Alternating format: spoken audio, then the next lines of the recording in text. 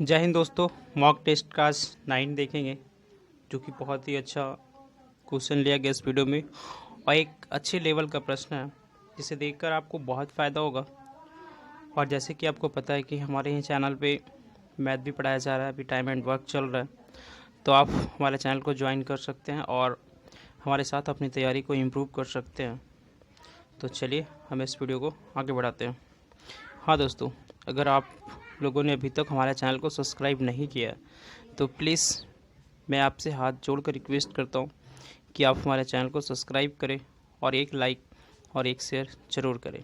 Subscribe करने के बाद बेल आइकन ज़रूर दबाएं जिससे कि आपको नोटिफिकेशन मिल सके। तो चलिए हम लोग वीडियो को स्टार्ट करते हैं। ये रहा हमारा पहला प्रश्न है, भारत में सती प्रथा को कब प्रतिबंधित किया गया? ठीक है, तो इसका आंसर होगा ऑप्शन बी, 1829 ईस्वी में। अगला प्रश्न है, कीर्ति स्तंभ तथा कुंभलगढ़ प्रशस्ति की रचना किसने की थी? कीर्ति स्तंभ तथा कुंभलगढ़ प्रशस्ति की रचना किसने की थी? अगर आपको पता है तो वीडियो कमेंट कीजिए और मैं आपसे ही कह रहा हूँ कि आप हमारे चैनल को सब्सक्राइब कर लीजिए ताकि आपको अच्छा से अच्छा आपका तैयारी इंप्रूव हो सके। तो इसका आंसर होगा ऑप्शन ए, कवि महेश ने। कीर्ति स्तंभ और कुंभलगढ़ प्रशस्ति की रचना किसने की थी? तो कवि महेश ने। अगला प्रश्न है, हुरडा सम्मेलन कब हुआ था? हुरडा सम्मेलन, ठीक है, हुरडा सम्मेलन कब हुआ था? तो इसका आंसर होगा ऑप्शन बी, 1734 ईस्वी में। हुरडा सम्मेलन कब हुआ था? तो 1734 ईस्वी में। अगला प्रश्न है, 6ठी सदी ईस्वी के सिक्कों के संदर्भ में निम्नलिखित में से कौन सा कथन सही है?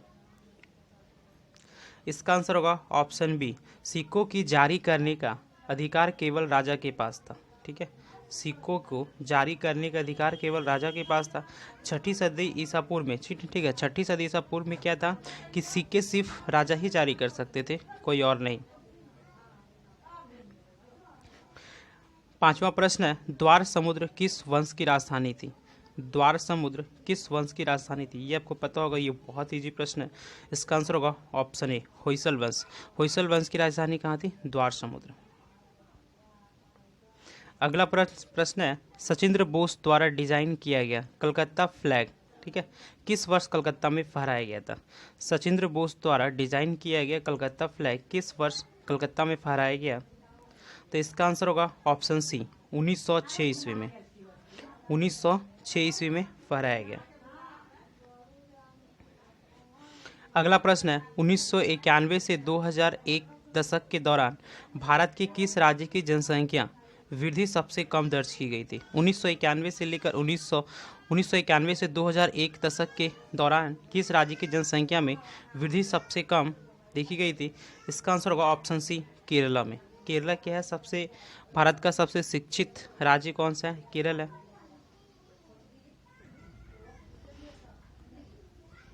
अगला प्रश्न है, यदि किसी स्थान पर सुबह 8 बजे ज्वार आता है तो अगला ज्वार किस समय आएगा?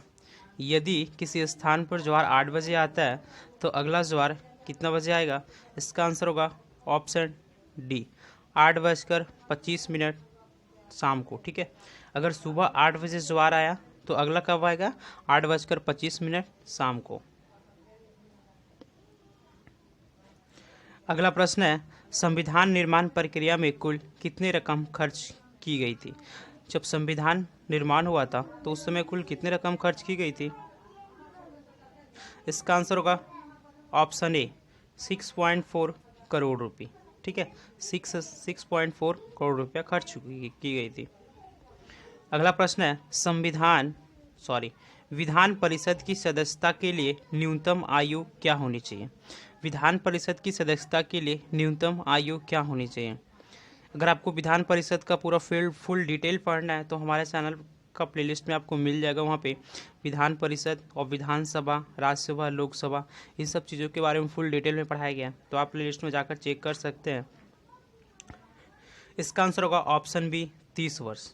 ठीक है, विधान परिषद में कितना होता है? 30 वर्ष। और विधानसभा में कितना होता है? तो 25 वर्ष होता है। ठीक है, और लोकसभा में भी न्यूनतम उम्र कितना होता है? 25 साल। लोकसभा में न्यूनतम उम्र 25 साल होता है और राज्यसभा में कितना होता है? 30 होता है। ठीक है, विधान परिषद में 30 और विधानसभा में 25। ठीक है, लोकसभा में 25 और राज्यसभा में 30। अगला प्रश्न है, निम्नलिखित में से कौन सा कार्य निर्वाचन आयोग का नहीं है? तो इसका आंसर होगा ऑप्शन सी, किसी सांसद सदस्य की मान्यता अपने विचार से रद्द करना। ठीक है, ये निर्वाचन आयोग के अंतर्गत नहीं आता है कि किसी भी सांसद सदस्य की मान्यता को अपने विचार से रद्द कर देता है। तो क्या क्या उनके अंतर्गत आता है?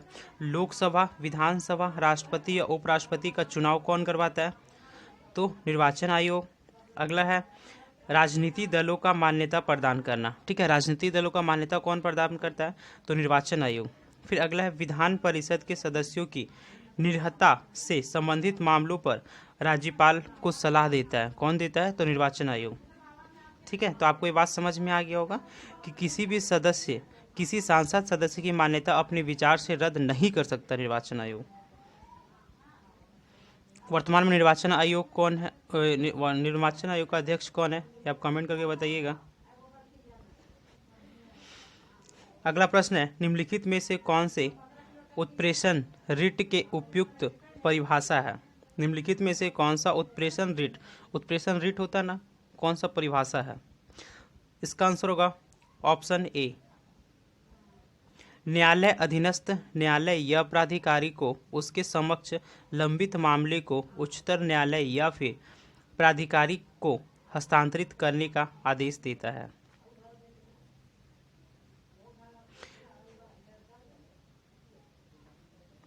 अगला प्रश्न है, नवीकरणीय ऊर्जा किस से प्राप्त किया जाता है? नवीकरणीय ऊर्जा किस से प्राप्त किया जाता है? तो इसका आंसर होगा ऑप्शन सी, जैव मात्रा से। नवीकरणीय ऊर्जा किससे प्राप्त किया जाता है? तो जैव मात्रा से। अगला प्रश्न है, धातुओं का वह गुण जिससे उन्हें खींचकर तारों में परिवर्तित किया जा सकता है वह क्या कहलाता है? इसका आंसर होगा ऑप्शन डी, तन्यता। तन्यता के कारण ही हम किसी भी धातु को पतली तार के रूप में परिवर्तित कर सकते हैं।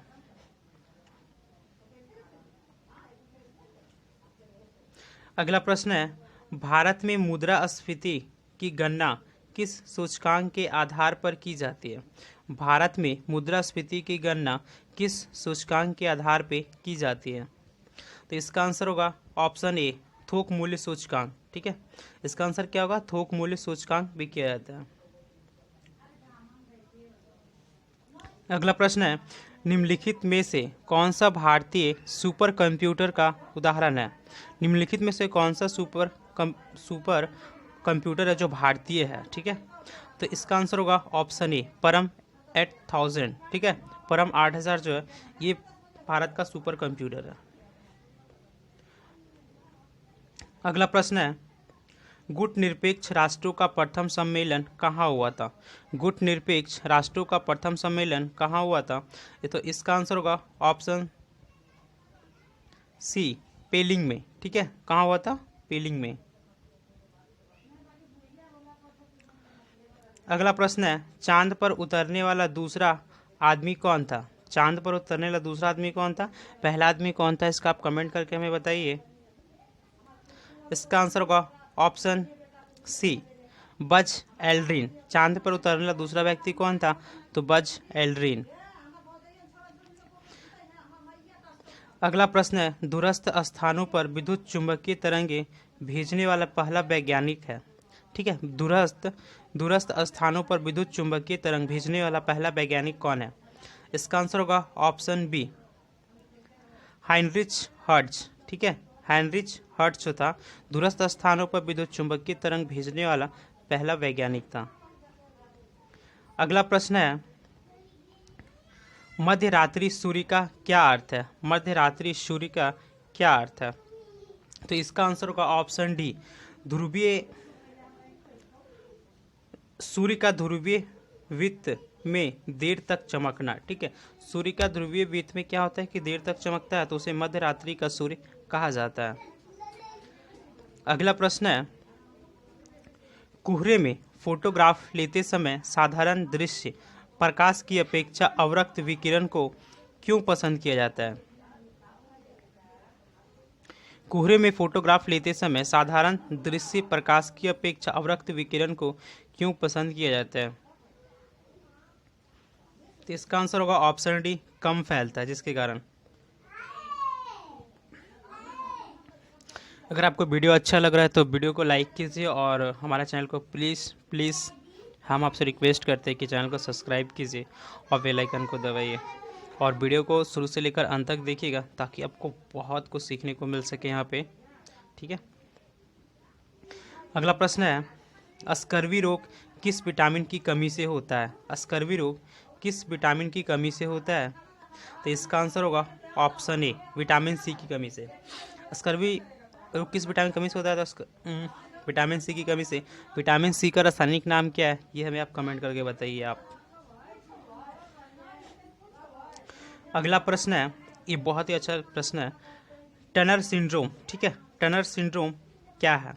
टनर सिंड्रोम होता है X0 XX XXY XYY। ये जो होता है, बच्चे जब पैदा होता है तो लड़की रहती है तो XX रहती है और लड़का रहता है तो XY रहता है, कुछ इसी तरह से कोडिंग किया हुआ है।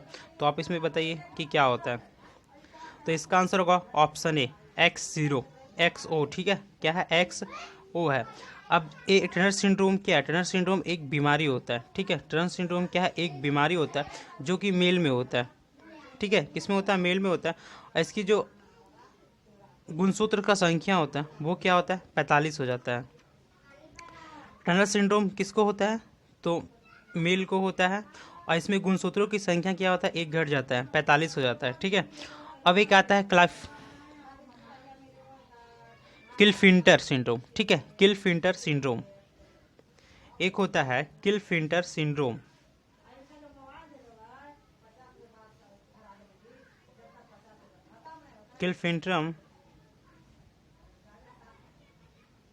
किलफिंट्रम सिंड्रोम। ठीक है, उसमें क्या होता है? ये जो किलफिंट्रम सिंड्रोम रोग होता है, ठीक है, जो कि फीमेल में होता है, ये महिलाओं में होता है। इसमें क्या होता है? गुणसूत्र की संख्या एक बढ़ जाता है। ठीक है, 47 हो जाता है। मेल में जो होता है क्या होता है? उसमें घट जाता है। टनर सिंड्रोम में क्या होता है? ये पुरुष में होता है और उसमें गुणसूत्रों की संख्या क्या होता है? 46 से घट करके 45 हो जाता है। लेकिन क्या होता है कि किलफिंटर में, ठीक है, किलफिंटर सिंड्रोम में क्या होता है? एक बढ़ जाता है और ये फीमेल में होता है। डायरेक्ट आ सकता है कि किलफिंटर सिंड्रोम किस में होता है, महिला में या पुरुष में। ठीक है, तो ऑप्शन आपको दे सकता है महिला में, पुरुष में, या फिर दोनों में, या फिर किसी में नहीं।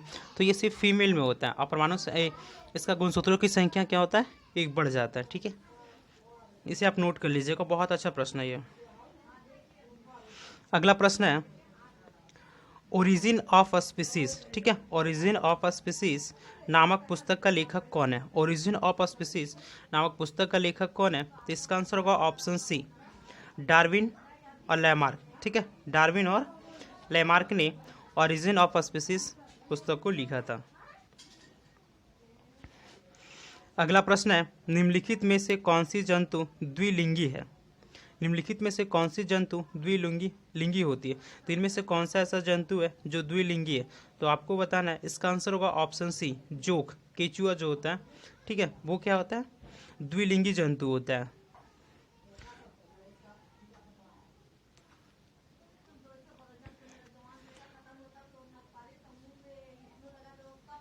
अगला क्या प्रश्न है, भारत के राज्य किस क्षेत्र में केंद्र से अधिक स्वायत्तता की मांग कर रहे हैं? भारत के राज्य किस क्षेत्र में केंद्र से अधिक स्वायत्तता की मांग कर रहे हैं?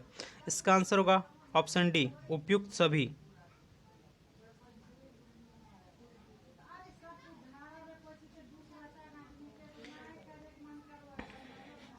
अगला प्रश्न है, भारत में सांप्रदायिकता के विकास का मुख्य कारण क्या है? भारत में सांप्रदायिकता के विकास का मुख्य कारण क्या है? इसका आंसर होगा ऑप्शन ए, अल्पसंख्यक समूह का शैक्षिक और आर्थिक पिछड़ापन। भारत में क्या होता है कि सांप्रदायिकता का विकास का मुख्य कारण क्या होता है?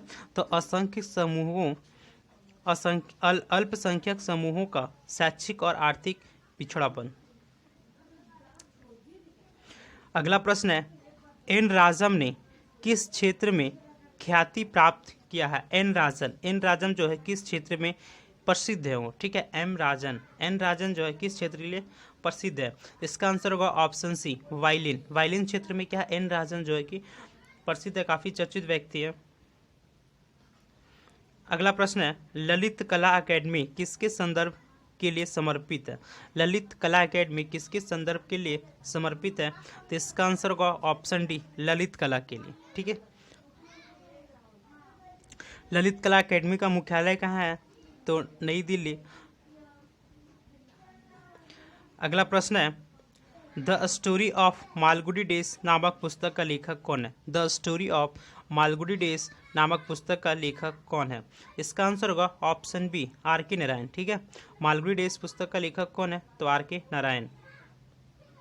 अगला प्रश्न है, मैरी क्यूरी को 2 भिन्न नोबेल पुरस्कार किस भिन्न श्रेणियों के लिए मिला है? मैरी क्यूरी को क्या है, 2 बार 2 नोबेल पुरस्कार मिला है और 2 अलग अलग क्षेत्रों के लिए मिला है। तो वो क्षेत्र का नाम बताना है कि वो क्षेत्र कौन सा है। इसका आंसर होगा ऑप्शन ए, भौतिक क्षेत्र और रासायनिक क्षेत्र के लिए इन्हें 2 अलग अलग क्षेत्रों से नोबेल पुरस्कार दिया गया है। अगला प्रश्न है, रेड डाटा बुक में किसका विवरण दिया गया है? रेड डाटा बुक एक होता है, ठीक है। आता है क्वेश्चन कि रेड डाटा बुक का संबंध किससे है, तो बताना है कि विवरण किसका दिया होता है। तो इसका आंसर होगा ऑप्शन ए, संकटापन्न पादप और जीव जंतु। जिस जीव जंतु या पादप पेड़ पौधे संकटग्रस्त होते हैं, उनकी संख्या लुप्त होने वाली होती है, मतलब बहुत संकट में होती है उनकी प्रजाति, तो उसे रेड डाटा बुक में उसका विवरण लिखा जाता है, उसे ही कहा जाता है, ठीक है। अगला प्रश्न है, प्राचीनतम अंतर्राष्ट्रीय एयरलाइन है, ठीक है। इनमें से कौन सा है जो प्राचीनतम अंतर्राष्ट्रीय एयरलाइन है? इसका आंसर होगा ऑप्शन ए, डच KLM, ठीक है। प्राचीनतम अंतर्राष्ट्रीय एयरलाइन कौन सा है? तो डच KLM, ठीक है।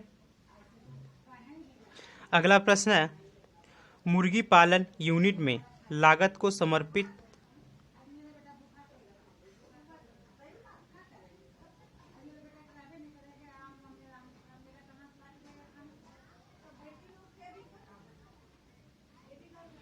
मुर्गी पालन यूनिट में लागत को सर्वाधिक प्रभावित कारक किसकी लागत होता है? जब मुर्गी कोई पालता है तो सबसे अधिक लागत जो लगता है वो किस चीज़ पे लगता है, ठीक है। तो इसका आंसर होगा ऑप्शन ए, मुर्गी का दाना, ठीक है। जब वो मुर्गी पालन करता है कोई भी, तो सबसे अधिक खर्चा उसका मुर्गी दाना पे करता है, क्योंकि जो चूजा आता है वो बहुत ही कम पैसे का होता है, लेकिन उसका दाना क्या होता है, बहुत महंगा होता है। अगला प्रश्न है, लक्ष्मीबाई राष्ट्रीय शारीरिक शिक्षा संस्थान कहाँ स्थित है? लक्ष्मीबाई राष्ट्रीय शारीरिक शिक्षा संस्थान कहाँ स्थित है? इसका आंसर होगा ऑप्शन सी, ग्वालियर में, ठीक है। लक्ष्मीबाई राष्ट्रीय शारीरिक शिक्षा संस्थान कहाँ स्थित है? तो ग्वालियर में। अगला प्रश्न है, भारत की संविधान सभा किसके कहने पर बनाई गई? भारत का जो संविधान सभा बनाया गया वो किसके कहने पे, किसने सिफारिश किया कि संविधान सभा बनना चाहिए? तो इसका आंसर होगा ऑप्शन डी, कैबिनेट मिशन के कहने पे संविधान सभा को बनाया गया।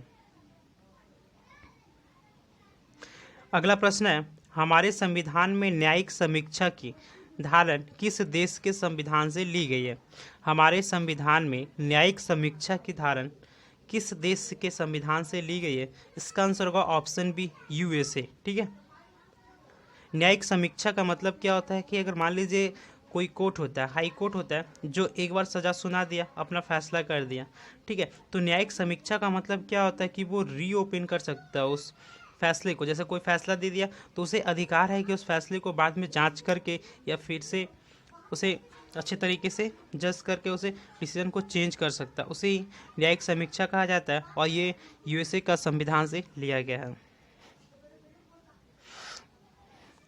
अगला प्रश्न है, निम्नलिखित में से कौन सा मूल अधिकार केवल भारत के नागरिकों के लिए? ठीक है, इनमें से कौन सा ऐसा अधिकार है, मूल अधिकार है, जो सिर्फ भारत के नागरिकों के लिए है? तो इसका आंसर होगा ऑप्शन डी, अभिव्यक्ति का अधिकार। अभिव्यक्ति का अधिकार क्या होता है? सिर्फ भारतीयों के लिए, लेकिन आपको पता होगा जीवन एवं स्वतंत्रता का अधिकार सभी के लिए, जो भारतीय है उसके लिए भी और जो नहीं है उसके लिए भी। धर्म की स्वतंत्रता का अधिकार सभी के लिए है, समानता अधिकार सभी के लिए, लेकिन अभिव्यक्ति का अधिकार ये सिर्फ भारतीयों के लिए। ठीक है। और मूल अधिकार जो है ना किस देश के संविधान से लिया गया, तो ये यूएसए का संविधान से लिया गया। ठीक है, कहाँ से लिया गया? यूएसए का संविधान से लिया गया मूल अधिकार, यूएसए का संविधान से, और न्यायिक समीक्षा भी यूएसए का संविधान से ही, अमेरिका का संविधान से लिया गया। तो आप हमें बताइएगा कि वीडियो कैसा लगा आपको। अगर अच्छा लगा है तो वीडियो को लाइक कीजिए और एक कमेंट जरूर कीजिए आपको वीडियो अच्छा लगा या नहीं लगा। ठीक है, आपके लिए कमेंट बॉक्स पूरा खाली पड़ा है, तो आप एक कमेंट कर सकते हैं। और अगर आप हमारे साथ अपना तैयारी को इम्प्रूव करना चाहते हैं तो हमारे चैनल को सब्सक्राइब कीजिए और बेल आइकन को दबाइए, जिससे कि आपको हमारे वीडियो का हर एक नोटिफिकेशन आपको मिल सके। ठीक है, अगर आप ऐसा करते हैं तो बहुत बहुत आपका धन्यवाद। अगर आप हमारे चैनल को सब्सक्राइब करते हैं तो बहुत बहुत धन्यवाद। आपका सपोर्ट के बगैर कुछ नहीं होता, तो हमें आपका सपोर्ट का ज़रूरत है। तो आप हमें अपना सपोर्ट एक सब्सक्राइब और एक लाइक के रूप में दे सकते हैं हमें। तो चलिए हम लोग मिलते हैं नेक्स्ट वीडियो में। जय हिंद।